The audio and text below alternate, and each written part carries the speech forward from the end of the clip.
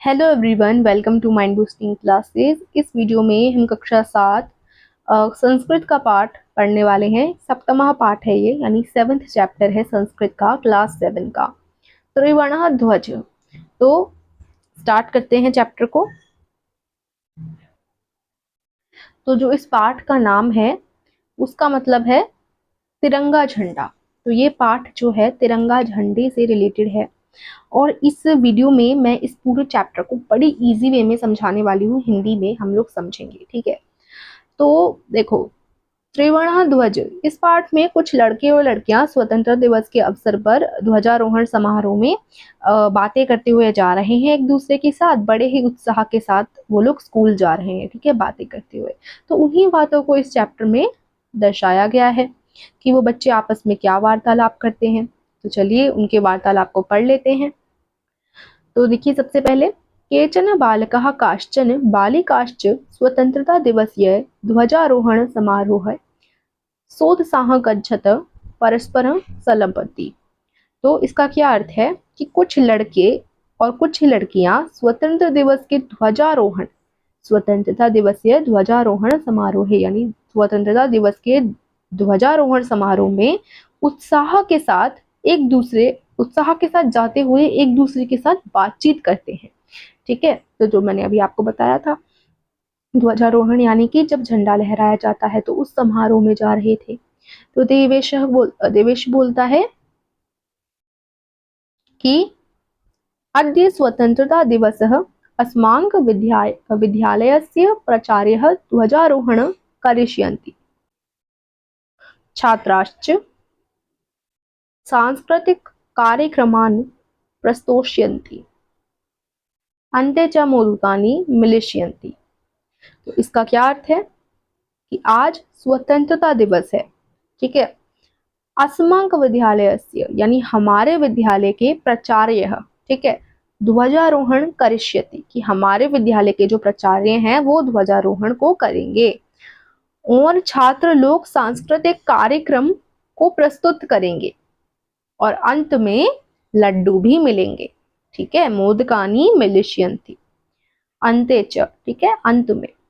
फिर डेविड बोलता है, शुचे जानासि त्वम् अस्माक ध्वजः कीदृशः, कि क्या तुम जानते हो हमारा झंडा कैसा है। तो फिर शुचि बोलती है, ठीक है, यहाँ पर डेविड जो है शुचि का नाम लेके बोलता है कि शुचि क्या तुम जानती हो हमारा झंडा कैसा है। तो शुचि बोलती है, अस्माक देशस्य ध्वजः त्रिवर्णः इति, यानी कि हमारे देश का ध्वज 3 रंगों वाला है। तो यहाँ पर त्रिवर्ण ध्वज था, यानी कि 3 रंगों वाला हमारा तिरंगा झंडा, ठीक है। तो उसके बाद सलीम बोलता है, क्या बोलता है, रुचे आया त्रिवर्णः कथम, यानी कि रुचि यह 3 रंगों वाला कैसे है। तो रुचि बोलती है, अस्मन् ध्वजे त्रयः वर्णाः सन्ति अतः त्रिवर्णः, किं त्वम् एतेषां वर्णानां नामानि जानासि, कि यानी इस झंडे में 3 रंग हैं, संति अतः त्रिवर्णः, यानी कि इसीलिए यह तिरंगा है। क्या तुम इन रंगों के नाम जानते हो। तो सलीम बोलता है, अरे केशर वर्णः श्वेत हरित च एते त्रय वर्णाः, यानी वो नाम बता देता है, अरे केसरिया रंग, ठीक है, श्वेत रंग और हरा रंग, ये 3 रंग होते हैं। देवेश बोलता है, अस्माक ध्वजे एते त्रयः वर्णाः की सूचयन्ति, यानी कि ये तीनों रंग क्या सूचित करते हैं।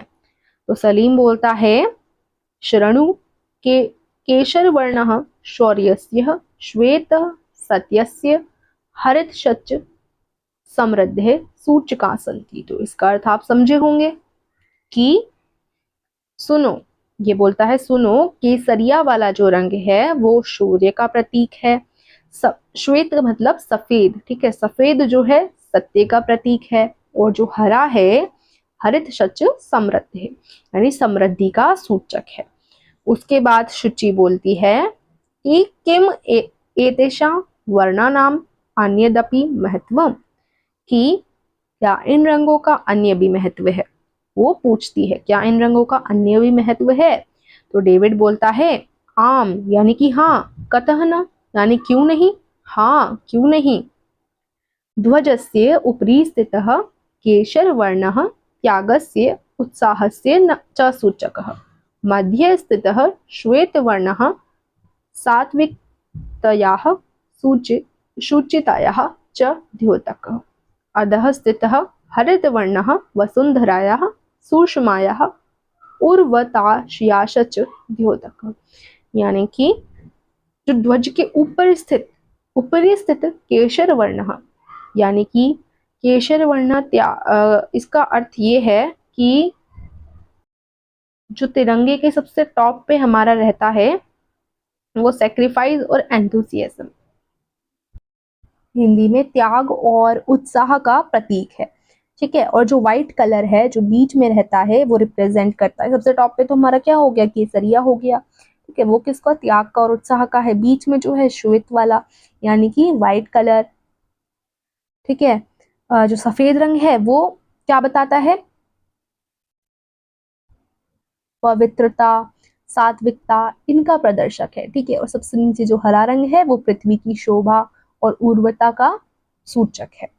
फिर तेजिंदर तेजिंदर क्या बोलता है कि शुचेः ध्वजस्य मध्ये एक नीलवर्णः चक्रः वर्तते। अब हम नील चक्र को तो कैसे ही भूल सकते हैं। तो अब तेजिंदर बोलता है कि जो हमारा वो है, शुचि से बोलता है कि शुचि ध्वज के मध्य में यानी बीच में एक नीले रंग का चक्र है। शुचि बोलती है आम आम यानी हाँ हाँ, इदम अशोक चक्र कथ्यन्ते एतत् प्रगतेः न्यायस्य च प्रवर्तकम् सारनाथे अशोक स्तंभ अस्ति तस्मात् एव एतत् ग्रहीतम्। कि हाँ हाँ, इसको अशोक चक्र कहते हैं और ये प्रगति और न्याय का सूचक है। सारनाथ में अशोक स्तंभ है, उससे ही यह स्वीकरण किया गया है यानी लिया गया है, ग्रहण किया गया है। प्रणव बोलता है अस्मिन् चक्रे चतुर्विंशतिः अराः सन्ति। अच्छा, तो अब देखो ये क्या बोलता है कि 24 तीलियां हैं इसमें, चतुर्विंशति यानी कि 24, 24 तीलियां हैं किसमें, चक्र में। तो हमारा जो चक्र होता है फ्लैग के बीच में उसमें से 24 तीलियां होती हैं, तो वो बताता है ये कौन, प्रणव। फिर मैटी बोलती है भारतस्य संविधान सभायाः 22 जुलाई 1947 तमे वर्षे समग्रतया अस्य ध्वजस्य स्वीकरणं जातम्। तो अब मैरी क्या कहती है कि भारत का जो संविधान है उसमें 22 जुलाई उसे मतलब कि जब इस ध्वज का भारत संविधान सभा में पूरी तरीके से इसको अपनाया गया था, वो दिन कौन सा था, 22 जुलाई 1947। भारत की संविधान सभा में 22 जुलाई को, 22 जुलाई 1947 को पूरी तरह से इस ध्वज का स्वीकरण हुआ। बेसिकली हिंदी में इसका मतलब ये है। तो ये मैरी बताती है। तेजिंदर कहता है अस्माकं त्रिवर्णः ध्वजः स्वाधीनतया राष्ट्रगौरवस्य च प्रतीकः अतः एव स्वतंत्रता दिवसे गणतंत्र दिवसे च अस्य ध्वजस्य उत्तोलन समारोह पूर्वक भवति। यानी कि हमारे तिरंगे झंडा स्वाधीनता और राष्ट्र गौरव का प्रतीक है, इसलिए ही स्वतंत्रता दिवस और गणतंत्र दिवस पर क्या बोला है, इस ध्वज का फहराना जो समारोह होता है वो पूर्वक होता है, इसलिए हम ये समारोह करते हैं। फिर जयतु त्रिवर्णः ध्वज जयतु भारतम, यानी कि तिरंगे झंडे की जय हो, भारत की जय हो। तो यहाँ हमने कुछ बातें जानी, वार्तालाप देखा, झंडे के ऊपर हमारा जो तिरंगा है उसके ऊपर, और उसके बारे में कुछ बातें भी जानी। तो ये आपका चैप्टर था। ठीक है, ये हमने अच्छे से समझ लिया है। यहाँ पर इसके शब्दार्थ हैं, इनको आप पढ़ सकते हैं, जैसे कि त्रिवर्ण ध्वज जो हमारे पाठ का नाम है, यानी 3 रंगों वाला झंडा, हमारा तिरंगा झंडा। सलपंती यानी वार्तालाप करते हैं। प्रस्तोष्यंती यानी प्रस्तुत करेंगे या करेंगी। मोदकानी यानी लड्डू। ऊर्जस्विताया यानी ऊर्जा की। अराह यानी तीलियां। उत्तोलनम यानी कि ऊपर उठाना या फहराना। ठीक है, यहाँ अभ्यास है जो हम अगली वीडियो में देखने वाले हैं। धन्यवाद। अगर आपको ये पाठ अच्छी से समझ आया हो तो वीडियो को लाइक, चैनल को सब्सक्राइब कीजिए ऐसे ही वीडियोस के लिए, और चैनल को शेयर कीजिए। Thank you so much for watching.